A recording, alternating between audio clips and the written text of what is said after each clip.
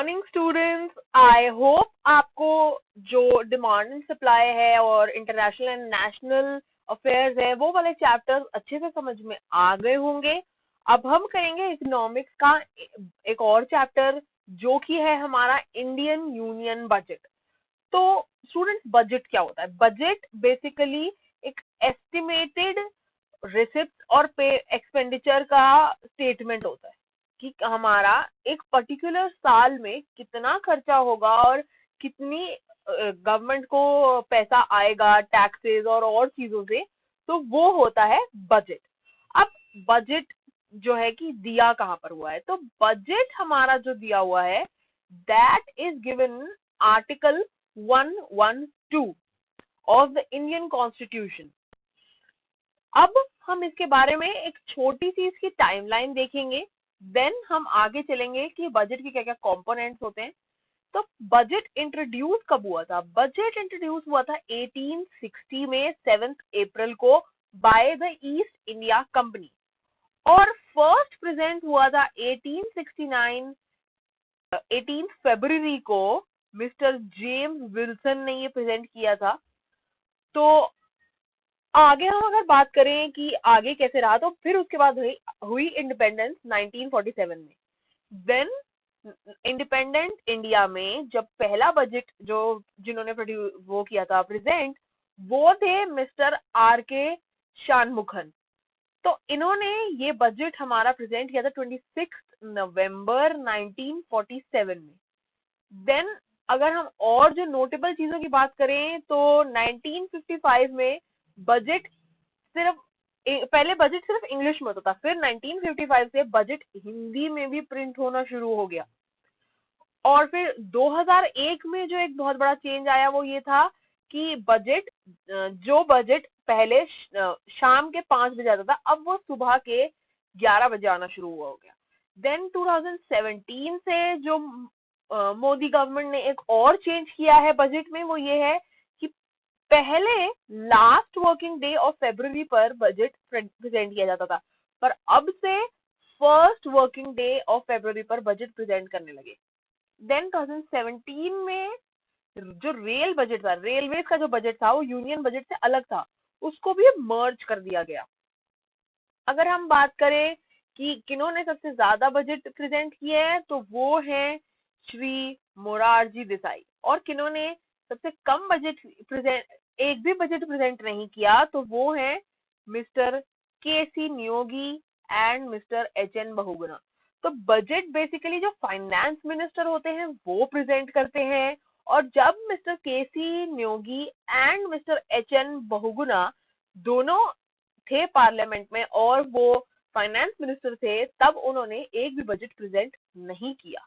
अब हम देखते हैं कि आर्टिकल 112 में जो ये हमारा एनुअल फाइनेंशियल स्टेटमेंट है ये क्या कहता है। तो पहली बात होता है ये statement of estimated receipts and expenditure होता है in respect of every financial year. ये एक लीगल डॉक्यूमेंट होता है जो कि 10 पेज का डॉक्यूमेंट होता है। लीगल, मैं आपको पहले बताया था, लीगल जो वाइट डॉक्यूमेंट होता है उसको हम लीगल डॉक्यूमेंट बोलते हैं। देन इसके 3 पार्ट्स हैं: consolidated fund, contingency fund, public account. उसके बाद हम आते हैं कि बजट का जो स्पीच है उसका क्या पैटर्न होता है। तो बजट की स्पीच में सबसे पहले आता है एनुअल फाइनेंशियल स्टेटमेंट, फिर आते हैं demand for grant, then appropriation bill, उसके बाद आता है फाइनेंस बिल, उसके बाद macro economic framework for the relevant financial year, then medium term fiscal policy and strategy statement, उसके बाद आता है एक्सपेंडिचर प्रोफाइल, उसके बाद एक्सपेंडिचर बजट, और फिर आता है रिसिप्ट बजट। अब हम एक एक करके ब्रेक डाउन कर कर देखेंगे कि ये सारी चीजें क्या होती हैं, इनमें क्या क्या चीजें इंक्लूड होती है, और जो हम कहते हैं कि बैलेंस ऑफ पेमेंट्स, वो सारी चीजें क्या होती है। तो हमने अभी अभी देखा एनुअल फाइनेंशियल स्टेटमेंट क्या है। एनुअल फाइनेंशियल स्टेटमेंट के होते हैं 3 part: consolidated fund, contingency fund and public account. अब आगे हम और चीजों को देखेंगे। पहले हम जानते हैं कि article 112 of constitution of India 1949 क्या कहता है। The president has to present the annual financial statement in front of both the houses of parliament, a statement of the estimated receipts and expenditure of the government of India for that year. अब इसके पीछे आप reason जानिए। तो हमारी जो देश है, हमारा जो इंडिया है, वो रिपब्लिक ऑफ इंडिया है, यानी कि हम एक डेमोक्रेटिक कंट्री है। और एक डेमोक्रेटिक कंट्री में जो गवर्नमेंट होती है वो पब्लिक को आंसरेबल होती है। तो इसलिए जो प्रेसिडेंट है, प्रेसिडेंट को बोथ द हाउसेस के सामने प्रेजेंट करना होता है एक स्टेटमेंट, जिसमें कि वो एस्टिमेट लगाते हैं कि कितनी रिसिप्ट होंगी, कितने एक्सपेंडिचर होंगे। और ये हाउसेस के सामने ये इसलिए प्रेजेंट करते हैं क्योंकि ये हाउसेस हम कॉमन मैन के रिप्रेजेंटेटिव होते हैं। बिकॉज लोकसभा को हम डायरेक्टली इलेक्ट करते हैं, राज्यसभा को हम इनडायरेक्टली इलेक्ट करते हैं। तो ये लोग हमारे रिप्रेजेंटेटिव्स हैं, इसलिए ये लोग हमारे बिहाफ पर देखते हैं बजट, उस पर डिस्कशन करते हैं, पूरा एक प्रॉपर मीटिंग होती है लोकसभा में, राज्यसभा में। तो ये मेन इसका रीजन है। अब हम चलते हैं कि क्या है कंसोलिडेटेड फंड। तो कंसोलिडेटेड फंड के दो पार्ट्स हैं। पहला पार्ट है revenue raised, money borrowed, receipt from payment. दूसरा पार्ट है expenditure x from contingency fund. तो यहाँ जो है वो है हमारा पैसा आ रहा है, बट अगर हम यहीं दूसरी जगह देखें तो हमारा पैसा जा रहा है। तो इसमें कहाँ कहाँ हमारा पैसा जा रहा है वो सारी चीजें बताई जाती हैं। पहला है emoluments and allowances of the president, another expenditure of his office। तो प्रेसिडेंट जो हमारे हैं, जो कि अभी श्री रामनाथ कोविंद है, उनके ऑफिस में जितना भी खर्चा हो रहा है, उनकी सिक्योरिटी पे, उनके जो भी बिल्स है, इलेक्ट्रिसिटी वाटर वगैरह के जितने भी बिल्स हैं, वो सारे आते हैं हमारे कंसोलिडेटेड फंड में। Then salaries and allowances of chairman and deputy chairman, speaker and deputy speaker, जो भी मतलब हमारे लोकसभा राज्यसभा में जितने भी लोग हैं, उनकी जितनी भी सैलरीज और एक्सपेंडिचर है वो भी हमारा आएगा कंसोलिडेटेड फंड में। देन जो हमारे सीएजी यानी कि controller and auditor general of India है, उनके ऊपर उनकी जो सैलरी अलाउंसेस हैं, या सुप्रीम कोर्ट या हाई कोर्ट, इन सब के जो भी एक्सपेंसेस हैं वो भी सारे आएंगे कंसोलिडेटेड फंड में। उसके बाद हम बात करते हैं कंटिजेंसी फंड की। तो स्टूडेंट्स, कंटिजेंसी फंड क्या है? कंटिजेंसी अपने नाम से बता रहा है कि ये इमरजेंसी के लिए है। ये इंडिया में एक ₹500 करोड़ का फंड है। ये at disposal of president, as in की प्रेसिडेंट का अप्रूवल चाहिए इस फंड को यूज करने के लिए। ये फंड प्रेसिडेंट की देखरेख में आता है। वो जब साइन करेंगे, वो जब अप्रूव कर देंगे, तभी ये फंड यूज हो सकता है। अब अगर हम आते हैं पब्लिक अकाउंट पे, तो पब्लिक अकाउंट क्या है? तो बेसिकली यहाँ पर वर्ड अकाउंट आ रहा है, इससे आप ये बात समझिए कि इधर government is a banker. Okay, पहले हमारा फंड आ रहा था, अब हमारा अकाउंट आ रहा है। तो इसलिए इस बात को आप समझिए कि गवर्नमेंट इसमें एक बैंकर है, और ये जो है पैसा गवर्नमेंट का नहीं होता, ये पैसा गवर्नमेंट को उनके राइटफुल ओनर्स को देना होता है, और इसका एक्सपेंडिचर पार्लियामेंट अप्रूव करती है। अब देखिए, कंटिजेंसी फंड का जो एक्सपेंडिचर है वो प्रेसिडेंट अप्रूव करते हैं, पर पब्लिक अकाउंट का एक्सपेंडिचर पार्लियामेंट अप्रूव करती है। ये बेसिकली इसमें जो भी हमारे गवर्नमेंट सर्विसेज में होते हैं, आईएएस, आईपीएस, आईएएस, जितने भी लोग होते हैं, उनको जो सैलरीज अलाउंसेस मिलती हैं, उसका जो पैसा होता है वो होता है पब्लिक अकाउंट में। और साथ में जो गवर्नमेंट बॉन्ड्स इशू करती है, उस पे जो इंटरेस्ट एंड ऑल है वो भी पब्लिक अकाउंट में आता है।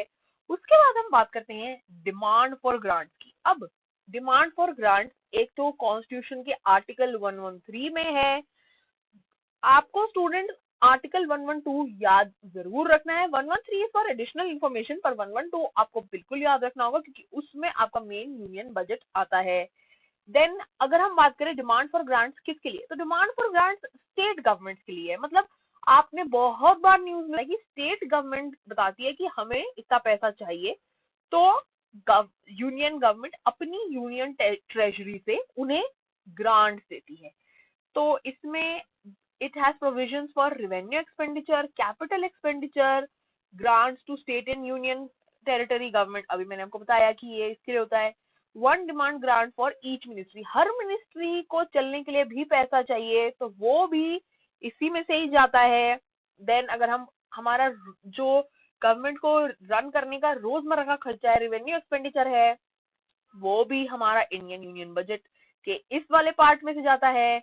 देन अगर हम कैपिटल एक्सपेंडिचर की बात करें तो वो भी कैपिटल एक्सपेंडिचर में क्या आएगा स्टूडेंट्स, कैपिटल एक्सपेंडिचर में आएंगे जो भी आर्मी के लिए टैंक्स लिए जाते हैं, या फिर जो हमारी मेट्रो या बुलेट ट्रेन की जो डील्स होती है, जैसे जापान के साथ हमारी डील हुई है टेक्नोलॉजी बाय करने की, तो वो सारी चीजें इसमें आएंगी डिमांड फॉर ग्रांट में। अब हम बात करते हैं एप्रोप्रिएशन बिल की। एप्रोप्रिएशन बिल क्या है? It gives power to the government to withdraw fund from consolidated fund. तो बेसिकली एप्रोप्रिएशन बिल मतलब कि एप्रोप्रिएट करने का मतलब ये होता है कि हम एक तरीके से चीजों को बांट लें। जैसे कि अगर आपके पास, जैसे मम्मा करती हैं कि पैसे अगर उनके पास हैं तो वो हर चीज को बांट लेती है कि ये सेविंग्स के लिए, ये एक्सपेंडिचर के लिए। तो ये है एप्रोप्रिएशन बिल, कि ये गवर्नमेंट को पावर देती है कि वो कंसोलिडेटेड फंड्स में से पैसे निकाल लें ताकि वो जो भी खर्चे हैं ये सब कर सके। अब हम आते हैं फाइनेंस बिल के ऊपर। फाइनेंस बिल आर्टिकल 110 में दिया गया है। ये एक मनी बिल है और ये टैक्स स्ट्रक्चर के बारे में है कि कितना टैक्स लगेगा, किस चीज पे कैसा टैक्स लगेगा, सेस, जीएसटी, ये सारा फाइनेंस बिल में आता है। ये सिर्फ लोकसभा में इंट्रोड्यूस होता है, राज्यसभा थोड़े से चेंजेस रेकमेंड कर सकते हैं, पर राज्यसभा में फॉर्मली इंट्रोड्यूस नहीं होता है ये फाइनेंस बिल। और ये with in 75 days of introduction के पास करना होता है, मतलब ये एक क्विक प्रोसेस होना चाहिए, इसको ज्यादा डिले नहीं किया जा सकता। देन हम बात करते हैं रिवेन्यू बजट की। तो रिवेन्यू बजट के टू पार्ट्स हैं, revenue receipt and revenue expenditure. अगर हम बात करें रिवेन्यू रिसिप्ट की, तो ये ना ही कोई एसेट बनाती है, ना लाइबिलिटी रिड्यूस करती है। मतलब इससे कोई नई चीज नहीं बन रही, या फिर जो हमने लोन लिए हुए आईएमएफ से वो कम नहीं होंगे। यही सेम बात आती है रिवेन्यू एक्सपेंडिचर की, ना इधर create any asset nor reduce any liability. अब जो हमारे रिवेन्यू रिसिप्ट्स हैं इसके भी टू पार्ट्स हैं, tax and non tax revenue. तो अगर हम आए टैक्स रिवेन्यू पे, तो वो जो भी हमारे डायरेक्ट टैक्सेस लगते हैं, जैसे हमारे इनकम टैक्स होता है, उससे आता है। पर ये जो है रिसिप्ट फ्रॉम, जो नॉन टैक्स रेवेन्यू, उसमें receipt from government disinvestment process plus dividend income, ये क्या है? तो students, receipt from government disinvestment ऐसे होता है कि पहले जो भी कंपनीज गवर्नमेंट की अंडर थी, अब गवर्नमेंट उसमें से अपना स्टेक सेल कर देती है प्राइवेट एंटिटीज को। तो वो हो गया रिसिप्ट फ्रॉम गवर्नमेंट डिसइन्वेस्टमेंट, मतलब उसमें से उसने अपना पैसा निकाल लिया, डिसइन्वेस्टमेंट हो गई।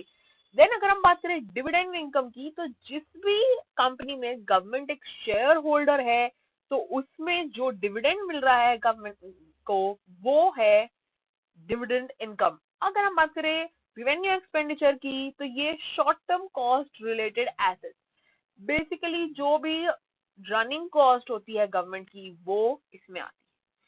Then revenue expenditure minus revenue receipt is equal to revenue deficit. अब हम आते हैं अब हम बात करते हैं कैपिटल बजट की। कैपिटल बजट के भी टू पार्ट्स हैं, कैपिटल रिसिप्ट, कैपिटल एक्सपेंडिचर। ये जो यहाँ पर लोन्स एंड बोरोइंग्स की बात हो रही है, ये जो गवर्नमेंट लोन्स लेती है आईएमएफ से, वर्ल्ड बैंक से, वो आता है कैपिटल रिसिप्ट में।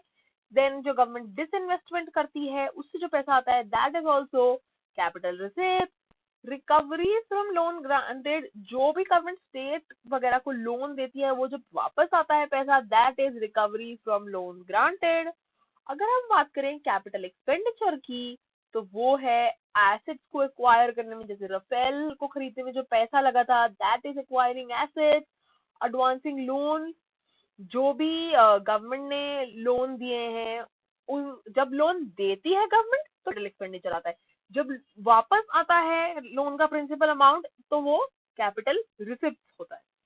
देन हम बात करते हैं फिस्कल डेफिसिट की। फिस्कल डेफिसिट क्या है? A fiscal deficit is a shortfall in a government income compared with its spending. तो बेसिकली गवर्नमेंट का जो खर्चा है वो ज्यादा है गवर्नमेंट की इनकम से, इसलिए आता है फिस्कल डेफिसिट। ये दो तरीकों में कैलकुलेट होता है, पहला परसेंटेज ऑफ जीडीपी, दूसरा total dollar spent in excess of income.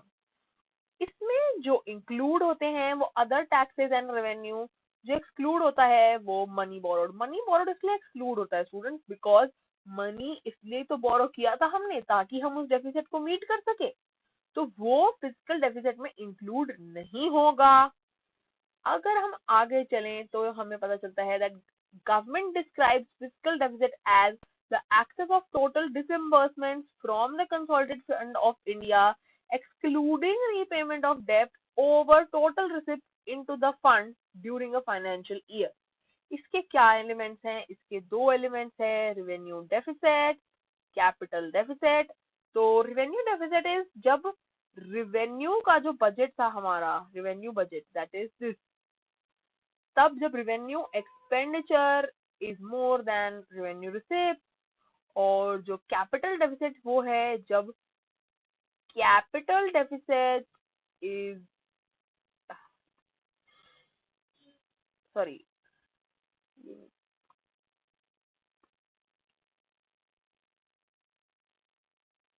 और कैपिटल डेफिसिट तब है जब capital expenditure is more than capital receipt. So that's it for this chapter. अब